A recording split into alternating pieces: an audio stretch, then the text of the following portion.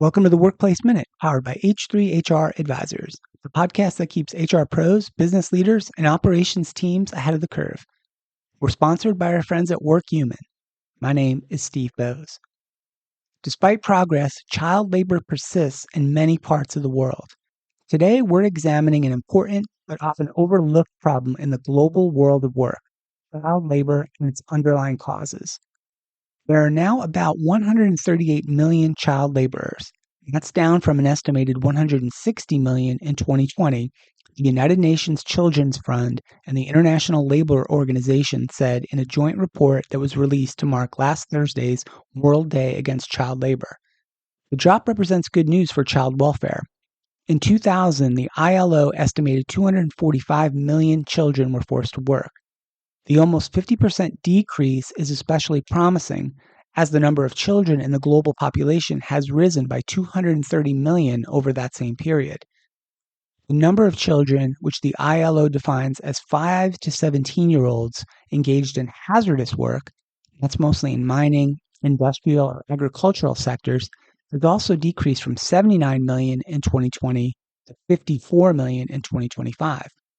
However, the ILO said even optimistic estimates project it will still be decades before child labor is completely eliminated. And challenges remain across the world, especially in Africa.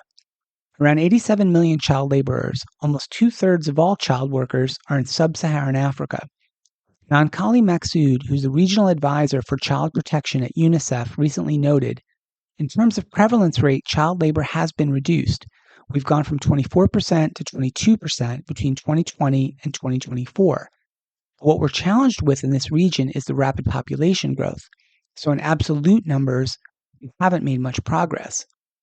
Particularly concerning for UNICEF is that younger children between the ages of 5 to 11 make up the largest share of child laborers.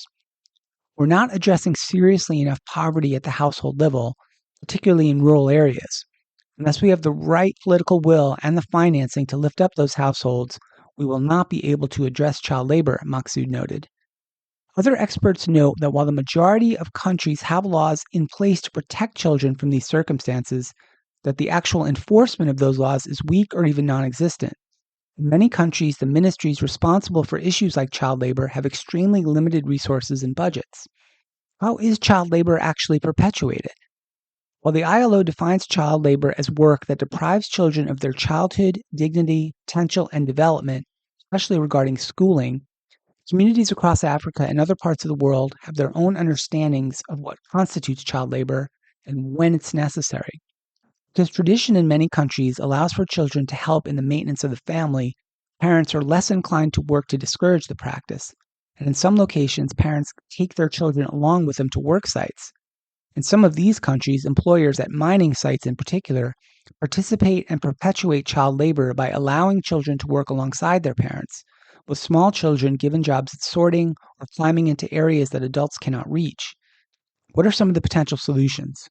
The effects of children being unable to attend school and entering the job market early become apparent only in the longer term.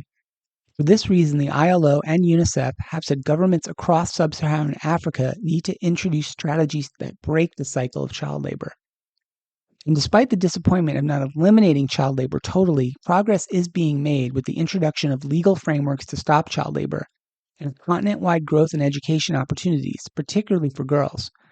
Global children's advocates believe regional efforts to increase access to quality education through building schools and encouraging parents to send children to school must be prioritized, as well as stronger enforcement of existing laws to punish child labor practices.